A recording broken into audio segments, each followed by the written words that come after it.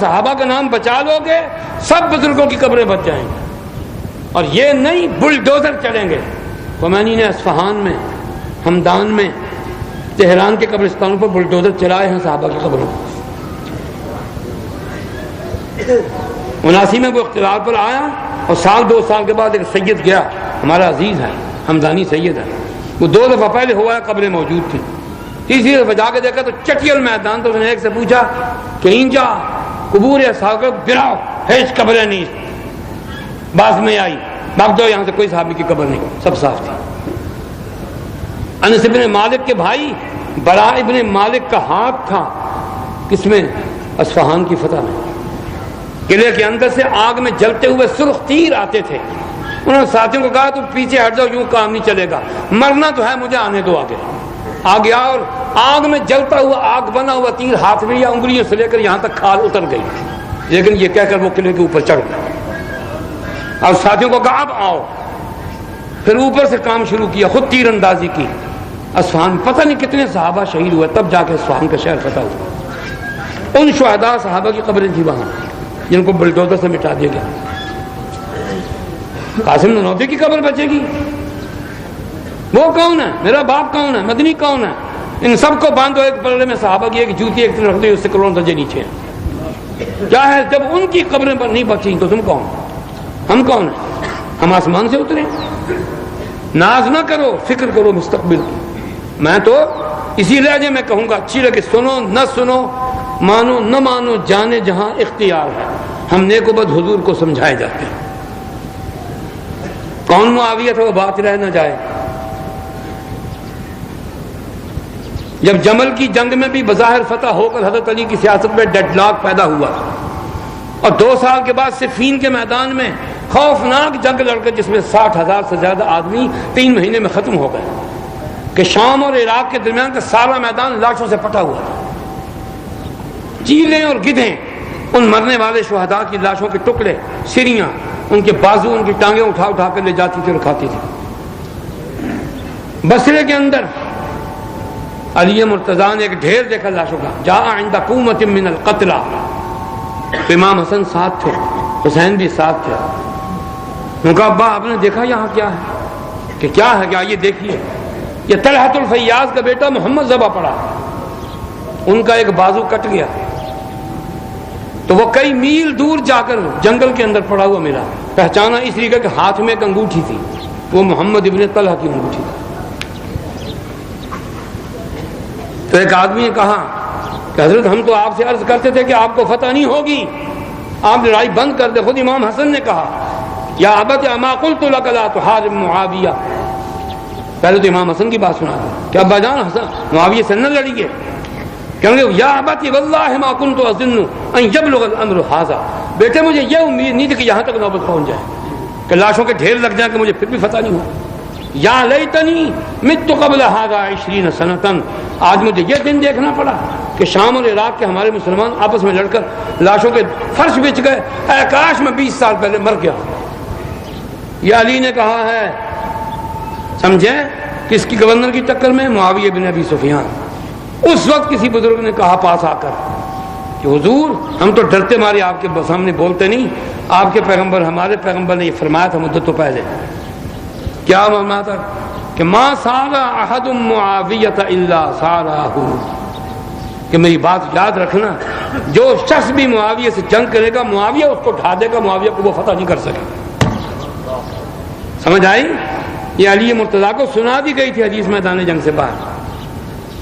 میں بھی نعرہ لگواؤں مشرک مشرک کافر کافر، مشرک مشرک کافر، میں کہتا ہوں لگاؤ، سوچ کر لگاؤ کہ اس نعرے کو تم آخر منزل تک پہنچاؤ گے۔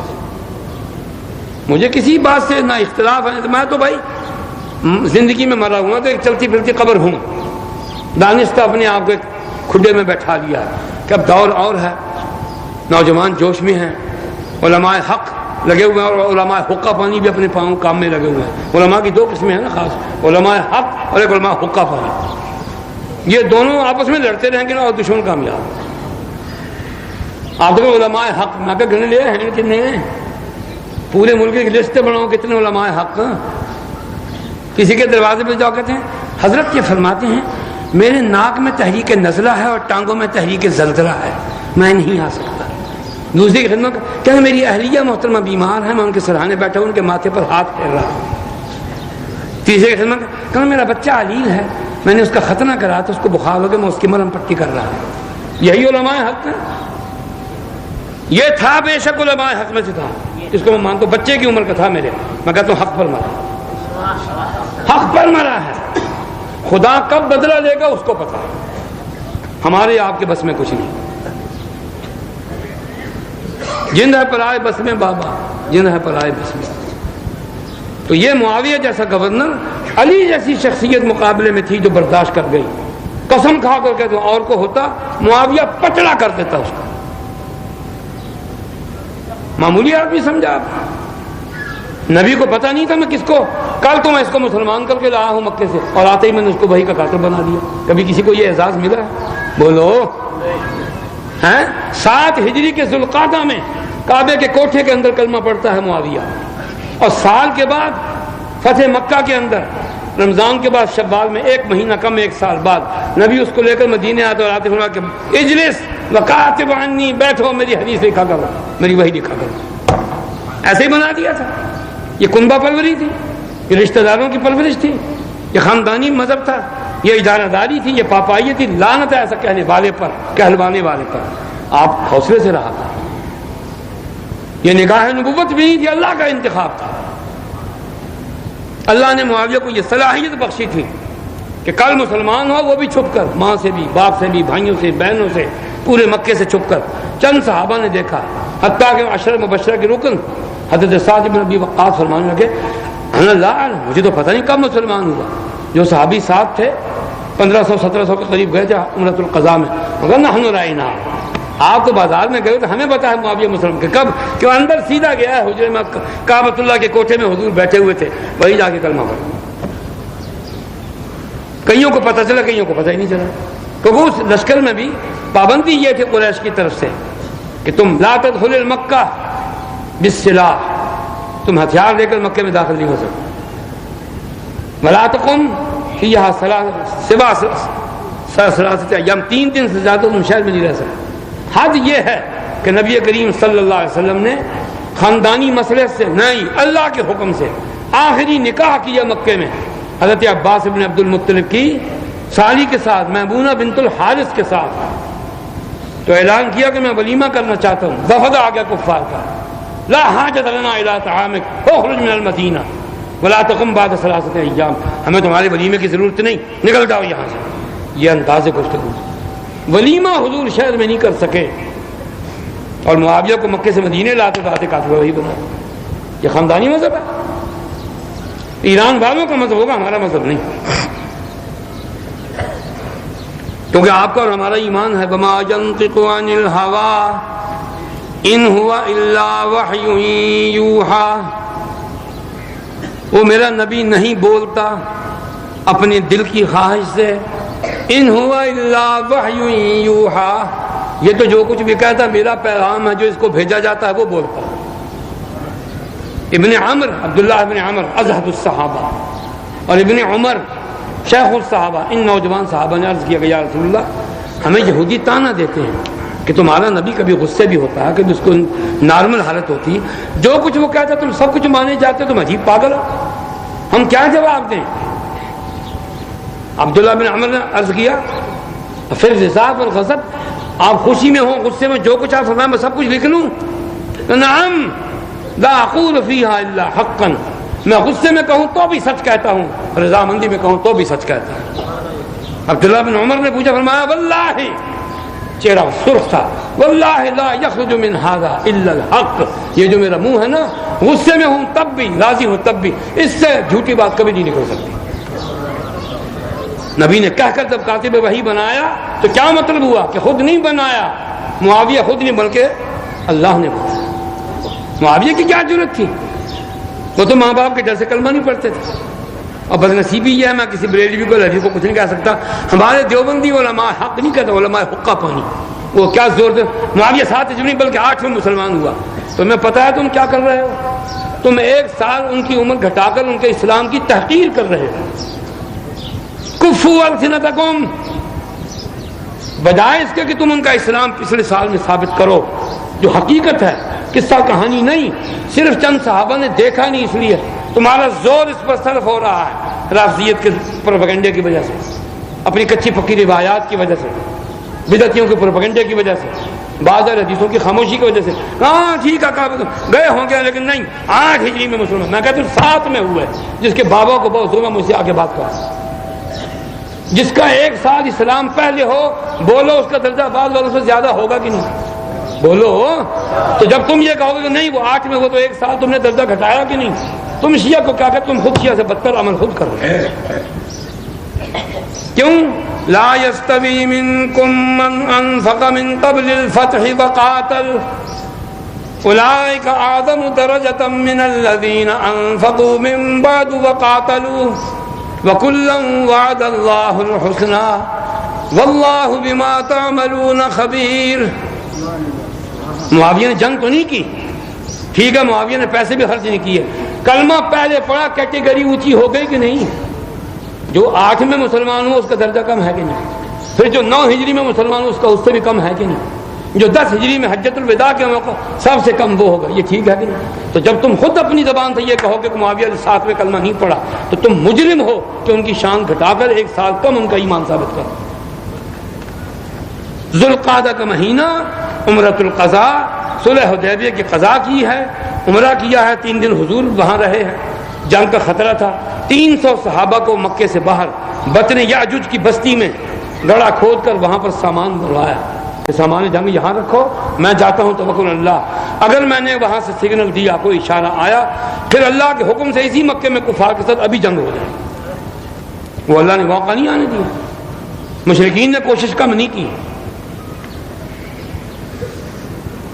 ایک بات آپ سے پوچھوں، علی کی بہادری میں کوئی شک ہے؟ فرمائیے۔ علی کی بزرگی میں کوئی شک ہے؟ معاویہ نہیں، بعد میں آنے والے ہزاروں صحابہ سے درجہ ان کا زیادہ ہے کہ نہیں؟ جی، لیکن حدیث رسول یہ ثابت کرتی ہے کہ ما سارا احد معاویہ الا وقد سارہ، معاویہ سے جو ٹکر دے گا معاویہ اس کو پچھاڑ دے گا، مغلوب نہیں ہوگا۔ میں ایک بات پوچھوں، جمل کی جنگ حضرت علی نے لڑی، چاہے سبائیوں نے لڑائی، جنگ ہو گئی نا، اما عائشہ کا محمل گرایا گیا،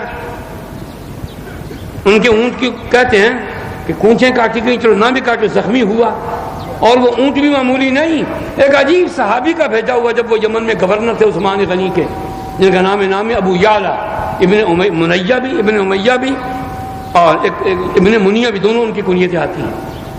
انہوں نے کئی 100 دینار بھیجا جو آج کئی لاکھ کی مالیت کے بنتے ہیں، سونے کا سکہ 3.5 ماشے کا، اور ایک اونٹ خریدا پورے یمن کا ہیرا، سفید رنگ کا خوبصورت، اس کا نام تھا عسکر۔ وہ اونٹ اما عائشہ کے لیے بصرے بھجوایا، سونے کے دینار لے کر وہاں بھجوائے کہ اماں سے کہو میرا سلام، میں آپ کے ساتھ ہوں، عثمان کے قتل کے بعد میں کیا کروں گا مدینے جا کر، آپ حکم دیں مجھے، میں کیا خدمت کروں۔ وہ عسکر، وہ اونٹ آج بھی آ جائے، میں اس کے جو پاؤں کی مٹی ہے میں اس کو آنکھوں کا سرما بنانے کی تمنا رکھتا ہوں، کیونکہ اس پر وہ عورت سوار ہے جس کو خدا کی طرف سے آ کر جبریل بھی سلام کیا کرتا ہے، کہ حاضر ہوا کہ یا رسول اللہ اقرا منی السلام علی عائشہ، عائشہ کو میرا سلام کہیے۔ اللہ نے آپ کو بھی سلام کہا ہے، اور میں بھی چاہتا ہوں کہ میں بھی اپنی روحانی ماں کو سلام کروں۔ حضور دیکھ رہے تھے جبریل کو، عائشہ بیٹھی تھی، کہ یا عائشہ یا لبیک، کہ ھذا جبریل یقرئ علیک السلام، یہ میرے سامنے جبریل تمہیں سلام کر، کہ یا رسول اللہ وقرا منی علیہ السلام، میرا بھی اس کو سلام کہیے۔ یہ وہ عورت ہے، ہر ایک کو یہ مقام نہ ملا ہے، نہ قیامت تک کب ملے گا۔ این سعادت بزور بازو نہیں، اس نے اب لاڈ پیار کی باری ہے کہ یا رسول اللہ علی نہیں، مجھے جبریل دکھائیے تو صحیح ہے کیسا۔ کسی بیوی نے یہ نہیں کہا، کہنے کی جرت نہیں کی، کہہ وہی سکتی تھی جس کو سب سے زیادہ پیار تھا نبی کے ساتھ، اور جس کے ساتھ نبی کو سب سے زیادہ محبت تھی۔ کہیں گے تم دیکھ نہیں سکو گے، نہیں میں تو دیکھوں گی۔ عجیب قصہ ہے، کہیں گے اچھا میرے سامنے آ کے کھڑی ہو جا۔ عائشہ سامنے کھڑی ہو گئی، میں ایک لفظ کہا کرتا ہوں کہ نبی کے دل اور عائشہ کے دل اور آنکھوں کی رینج برابر ہو گئی، نبی کے دل اور عائشہ کے دل کی رینج برابر ہو گئی۔ میں انظری الی السماء، اب آسمان کو دیکھو، نام یار میں دیکھ رہی ہوں، کہاں کہیں گے یہ ہوا معلق بین الارض والسماء، آسمان اور زمین کے درمیان لٹکے ہوئے کھڑے ہیں، کہیں یہی جبریل ہے۔ الگ ہوئی تو پھر غائب۔ جس کو یہ قرب و تعلق ہے نبی کی ذات کے ساتھ، وہ عورت اس اونٹ پر سوار تھی، للو پنجو کی سواری کے لیے نہیں آیا تھا۔ اور بات تو بعد میں کہنی تھی، پہلے ہی سنا دوں، میری باتیں ایسی ہوا کرتی ہیں، بعض حضرات تو اس کو سن کر کے بہت ناراض ہوا کرتے ہیں، اور اچھا ہے یہاں میں سوچتا ہوں جتنے مجھ پر ناراض ہوں گے میرے دوست، مجھے امید ہے میرے گناہ معاف ہوتے ہیں۔ کہتے ہیں لوگ کہ اگر کوئی آدمی کسی کو گالی دے، برا بھلا کہے، اس کا قصور کوئی نہ ہو تو اس کے گناہ معاف ہوتے ہیں نا۔ میرا دل چاہتا ہے کہ آج جتنے بیٹھے سب مجھ کو تبرہ کرو، مجھے قبول ہے، خدا کی قسم کھا کر کہتا ہوں باوضو تمہارا تبرہ سن لوں گا، دشمن کی محبت کی بات بھی سننے کو تیار ہوں۔ کہو جو کچھ کہنا کہو۔ دل کس کا ہے میری جان، جگر کس کا ہے، تیر پہ تیر چلاؤ تو میں ڈر کس کا، تم کہو تو صحیح جو کچھ کہنا چاہتے۔ تم نے مجھے نہیں پہچانا، میں بہت بری بلا ہوں، میرا خون اور ہے، میری نسبت اور ہے، میرا تخم اور ہے۔ تم نے مجھے جبراتی شبراتی خدو ملا جموں گمل مرے سمجھ، میں وہ نہیں ہوں، وہ تمہارے علاقے کے ہیں مولوی صاحبان۔ بلا میرا سائیں میرے پیر سائیں نے دھیان کیتا، اسمان موری تھی گئی، بلا انہیں پیشاب فرمایا تو خوشبو آندی ہے، غلاب دی اخی، بلا انہیں ہنگیا تو اتنے خوشبو، میں ان میں سے ہوں، لعنت بھیجتا ہوں ایسی پیری مریدی پر۔ سنو، وہ اونٹ یہ تھا، وہ عورت وہ سوار تھی، نہ کہنے والی بات، منہ آئی بات نہ رہن دیے تو سچ آنکھیں بھنبڑ مچتا ہے۔ ہم میں مقیم دو درویش صحابی حضرت ابو امامہ باہلی اور ابو الدرداء زاہدین صحابہ میں ہیں۔ انہوں نے امیر معاویہ سے کہا کہ خدا کے لیے ہمیں صلح کی ایک آخری کوشش کر رہے ہیں، ہم جاتے ہیں سمجھاتے ہیں، علی کو پوچھتے ہیں کیا آپ کیا چاہتے ہیں، کہیں جاؤ اور کہہ دینا جا کے اذهبا فقولا له۔ امیر معاویہ نے فرمایا، تبری میں موجود ہے، الوداع میں موجود ہے، اور ان کے لفظوں کا ایک ٹکڑا خطبات جو مقابر کے مشہور ہیں، جمہرۃ الخطب ذکی صفت مصر کا چھپا ہوا میرے پاس موجود، اس میں موجود ہے کہ اذهبا فقولا له، کہ سب سے پہلی بات تو میرا مطالبہ یہ ہے، ثم اعتذر عن الامر، خلافت چھوڑو، تمہارا انتخاب متفقہ نہیں ہوا، میرا پہلا مطالبہ یہ ہے۔ یہاں چھیڑا ان کلیمہ خالی ہے، مطالبہ معاویہ ہے، چھوڑتا ہوں اس کو، چھوڑتا کہ جگہ خالی کرو۔ ثم فوض الامر الى الناس، پھر معاملہ لوگوں کے سپرد کرو، فلیکن امرهم شورى بینہم لیول الناس من اجمع علیہم، کہ معاملہ چھوڑ دو، خلافت سے مستعفی ہو جاؤ، معاملہ لوگوں کے سپرد کرو، دوبارہ مجلس شورا ہو، دوبارہ انتخاب ہو، پھر لوگ جس کو بھی بنائیں، چاہے تمہیں بنائیں چاہے کسی اور کو بنائیں، مجھے منظور ہے۔ علی مرتضیٰ نے اس کے جواب اور دیا، کیونکہ پہلا تم نے کہا کہ قاتلین عثمان آؤ میرے ساتھ آؤ، وہ مسجد ہے، وہ چھونی، وہاں چلے جاؤ۔ تو جب ابو الدرداء اور ابو امامہ کو دیکھ رہا، فقامہ 13,000 13,000 آدمی اٹھ کے کھڑے ہو گئے کہ کون آیا ہے شام سے ہم سے بدلہ لینے کے لیے، نحن کلنا قتلت عثمان، ہم سب قاتلین عثمان۔ وہ بیچارے درویش آدمی دونوں واپس آئے۔ علی نے فرما دیا کہ مجھے کسی مشورے کی ضرورت نہیں۔ نہج البلاغہ میں ہے کہ انما الشورى للمہاجرین والانصار وللبدریین، شورا کا حق مہاجرین و انصار کو پہنچتا ہے، معاویہ نہ مہاجروں میں ہے نہ انصار میں ہے، اہل بدر کو پہنچتا ہے، ان کے بہت سے آدمی میرے ساتھ ہیں۔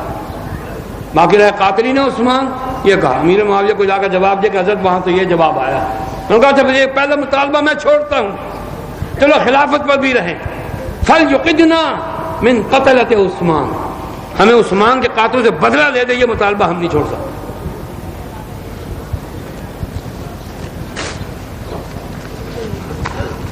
دوبارہ پیغام گیا اور امیر معاویہ نے ساتھ کہہ دیا کہ اگر یہ بھی تمہیں منظور نہیں، فالسیف بینی و بینک، پھر فیصلہ تلوار کرے گی، میرے یہ دو مطالبے اٹل ہیں، یا قاتلین عثمان سے خود بدلہ لو یا ہمارے سپرد کرو ہم بدلہ لیں۔ ایک بات، پہلی بات کیا تھی کہ خلافت سے دستبردار ہو، دوبارہ مجلس شورا بیٹھے، دوبارہ انتخاب ہو، پھر چاہے تم ہی خلیفہ بن جاؤ، لیکن لوگوں کو اپنی رائے دینے کا فیصلے کا حق ہو۔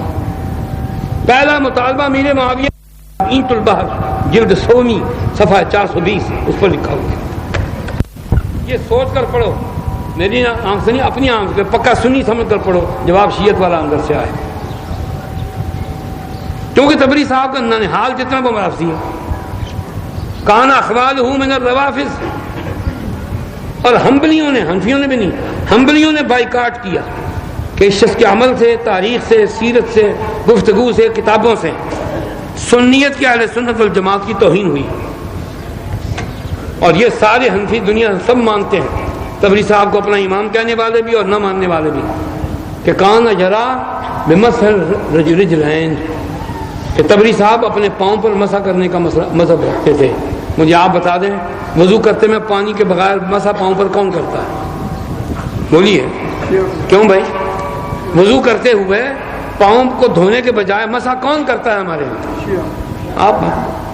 یہ سب چپ ہیں، کہتے بدعا آپ آنکھوں یا نہ آنکھوں ہیں. وہ کون؟ اولا تلوار حسین شاہ ناراض تھی ویسے ولد خنجر علی شاہ. بولو.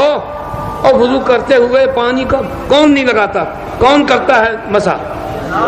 رافضی کرتے. شیعہ مت کہو، شیعہ تو علی کے دوست بھی تھے، علی کے نام کو غلط استعمال کرنے والے بھی تھے. ہم ان کو شیعہ نہیں مانتے. جو صحابہ، جو سچے تابعین، جو نیک لوگ علی مرتضیٰ کے ساتھ، نیک نیتی کے ساتھ تھے، وہ شیعہ پکے مومن تھے. ہمارے اوپر ان کی عزت کرنا فرض. میری بات سمجھ رہے کیا کہا؟ خالی شیعہ نہیں، رافضی. علی نے پاؤں دھوئے ہیں، کبھی مسح نہیں کیا. علی نے ہاتھ یہاں باندھے ہیں. علی نے تراویح عمر کی بنائی ہوئی پڑھ کے دکھائی ہے 20 رکعتیں، اور کوفے کی مسجد میں کھڑے ہو کر یہ کہا تھا نور اللہ قبر عمر کما نور مساجدنا. خدا عمر کی قبر کو نور سے بھر دے جیسے اس نے ہماری مسجدوں کو نور منور کر دیا. علی نے تو یہ کہا تھا کوفے میں کھڑے ہو کر کہ کبھی ہم نے مل کر جماعت کے ساتھ تراویح نہیں پڑھی تھی. یہ عمر کا فیض ہے جو یہاں پہنچ رہا. اور جب عمر کا انتقال ہوا، میں خود حیران ہوں پڑھ کے مولانا صاحبان، یہ بات کسی صحابی کے منہ سے نہیں نکلی جو علی مرتضیٰ نے حضرت عمر کے متعلق فرمائی. داماد بھی تھے، ام کلثوم بنت فاطمہ خامند، ان کے کون تھے؟ عمر. بات سنیے. تو حضرت علی اپنے مکان سے نکل کر حضرت عمر کے پاس گھر میں آئے. لاش رکھی ہوئی تھی چارپائی پر، کفن دیا ہوا تھا. فکشف عن وجہہ، عمر بن خطاب کا چہرہ کھولا، کفن ہٹایا. حضرت علی نے جو تقریر کی، بڑا عجیب خطبہ، بڑا لمبا، البدایہ میں بھی آتا ہے اور کتابوں میں بھی ہے. جو فقرہ کہا ہے وہ لازوال. منہ کھول کر کہنے لگے صلی اللہ علی ھذا المسجع. صلی اللہ علیہ وسلم کس کے لیے بولا جاتا ہے بھائی؟ اونچی کہو. صلی اللہ علیہ وسلم کہنے واسطے آدھے ہو نبی کہتے ہیں. علی مرتضیٰ نے عمر کے لیے لفظ بولا ہے کہ صلی اللہ لفظ پکا گنو صلی اللہ علی ھذا المسجع. اے آدمی جن منہ کفن نہ کجے پہ اللہ دی رحمتیں دے نازل تھی. ابن حجر مکی کہتے ہیں میں خود پڑھ کر حیران ہوں. ایسے معلوم ہوتا کہ حضرت علی جو کہ مجتہد صحابی تھے، ان کے مذہب میں یہ لفظ صحابی کو بھی کہنا جائز تھا. ہم تو اس علی کو مانتے ہیں جو عمر کے لیے بھی صلی اللہ علی ھذا المسجع کہتا ہے. دشمنوں کا، رافضیوں کا علی کو اور ہوگا، ہمارا وہ علی نہیں ہے. ہمارا خدا ان سے جدا ہے، ہمارا رسول ان سے جدا ہے، ہماری خلافت کا عقیدہ ان سے جدا ہے. ہمارا کلمہ، نماز، روزہ، حج، زکوٰۃ، غسل، جنابت، حدث، وضو، استنجا سب جدا ہے. قبر بھی جدا ہے، جنازہ بھی جدا ہے. جب دین جدا ہو گیا، جب امت کا دوسری تیسری صدی کا آدمی معصوم بن کر نبی سے بھی بڑھا دیا جائے، جب 5 لاکھ صحابہ کا انکار بھی ہو جائے، جب نماز فطر کا انکار بھی ہو جائے، تراویح کا انکار بھی ہو جائے، سنت و نفلوں کا بھی انکار ہو جائے، التحیات کی عبادت کا انکار ہو جائے، درود ابراہیمی کا انکار ہو جائے. قرآن کو کہا جائے 40 سپارے تھے، 17,000 آیتیں نکال دی گئی ہیں. علی کو اور اس کی 11 اس کی اولاد میں جتنے امام ہیں، الائمۃ کلہم معصومون مامورون من اللہ الموحى الیہم یحلون ما یشاءون ویحرمون ما یشاءون ویحیون ویمیتون ویعلم ما یکون ما کان وما یکون. یہ ان کا عقیدہ لکھا ہوا کتاب ہے کہ ہمارے امام اللہ کی طرف سے ان کو وحی آتی ہے، وہ حرام حلال کا حکم سنا سکتے ہیں، جس چیز کو چاہیں حلال کہہ سکتے ہیں، جس چیز کو چاہیں حرام کہہ سکتے ہیں. یہ مذہب لکھا ہوا ہے اور ان کو جو کچھ ہونے والا ہے وہ سب کچھ معلوم ہے. ماں والآدم والپٹکا کیوں ہے؟ والکربلا کا ماتم کیوں ہے؟ والحسن کا ظاہر کا ماتم کیوں ہے؟ علی کے سر سے سوال لگے سلوار لگے ماتم کیوں ہے؟ پتہ سے سب کچھ آئی بول بھگتو، سب کچھ ان کو پہلے سے پتا ہوتا، ما کان ما یکون۔ کہا گیا کہ امام جو ہیں یہ نبیوں سے افضل ہیں، انہم افضل من الانبیاء والمرسلین معاذ اللہ۔ یہ کلمہ کفر بھی ہے اور یہ منوایا جا رہا ہم سے۔ تو ہمارا تو علی وہ نہیں ہے، ہمارا علی وہ ہے جس نے اپنے خسر اپنے داماد عمر بن خطاب کی لاش کے پاس کھڑے ہو کر یہ کہا تھا کہ صلی اللہ علی ھذا المسجع، کفن میں ڈھکے ہوئے اس آدمی پر خدا کی رحمت نازل۔ تو میں کیا کہہ رہا تھا کہ علی کا قصور نہیں، قصور ان سبائیوں کا تھا، ان رافضیوں کا تھا جنہوں نے عثمان کو قتل کیا مدینہ الرسول کے اندر، حضور کی مسجد نبوی کے اندر۔ غافقی ابن حرب قاتل عثمان، تمام نمازیں بہت پڑھا، کان امیر المدینہ یومئذ، وہ اس دن مدینے کا گورنر بن گیا اپنے آپ، مارشل ایڈمنسٹریٹر۔ جمعے کے دن حضرت علی کو نماز پڑھانے دیتا، باقی سب نمازیں خود پڑھاتا۔ اور جتنے دن وہ مدینے میں رہا ہے صحابہ کی اکثریت مسجد میں نماز نہیں پڑھ سکی، خوف کے مارے صحابہ کی اولادیں گھروں سے باہر نہیں نکلی۔ عثمان غنی کی بیوی اور بیٹی جنازے کے ساتھ چلنے لگی تو دن کو جنازہ نہیں اٹھایا گیا کہ کہیں قاتلین لاش پر حملہ نہ کر دیں، کیونکہ انہوں نے کہا تھا کہ اگر جنازہ ہمارے سامنے آیا ہم اس قتل شدہ کو بھی قتل کریں گے، اس کی قبر نہیں بننے دیں گے۔ شام کی نماز کے بعد عشاء کے قریب جا کے جنازہ اٹھایا۔ ایک روایت میں یہ کہ 90 آدمی تھے اور زیادہ قرین کہ کل 7 یا 17 آدمی تھے جو جنازہ اٹھا کر نکلے۔ عثمان غنی کی بیوی بی بی نائلہ، جس کے ہاتھ پر تلوار مار کر قاتلوں نے انگلیاں کاٹ دی تھی، جس پاک دامن کے بال نوچے تھے، جس کا ہار توڑ دیا تھا، جس کو دھکا مار کر گرا دیا، ننگا اوریاں کر دیا، جس کے گھر میں آئی ہوئی مہمان لڑکی کو قتل کیا، جس کے گھر میں 2 غلام قتل ہوئے، جس کے گھر میں اس کے سائیں سردار کو پیٹ میں تلوار چبھوئی اور دوسرے سے پار کر دی گئی۔ شہید ہونے کے بعد گردن اترنے کے بعد 9 نیزے مارے گئے پسلیوں میں اور سینے میں اور پیٹ میں، اور مارنے والا وہ آدمی جس کو رافضی کہتے ہیں یہ صحابی تھا، عمرو بن حمق اور کنانہ بن بشر تجیبی۔ یہ وہ لوگ ہیں جنہوں نے عثمان کو قتل کے بعد مارے۔ وہ ایک بدبخت اوپر چڑھ گیا، فتقاں علیہ پہ ٹیک لگائی کہ اگر نیزہ مارتا ہوں ھذا للہ ولرسولہ، 8 جو ہیں نیزے وہ اس لیے مارتا ہوں مما کان فی صدری، اس رنج و غم کی وجہ سے تو نیزہ مارتا ہوں جو میرے دل میں تیرے متعلق ہے، اور باقی کے نیزے اللہ کے لیے تجھے مار رہا ہوں۔ بات بڑی لمبی ہے لیکن بڑی مختصر۔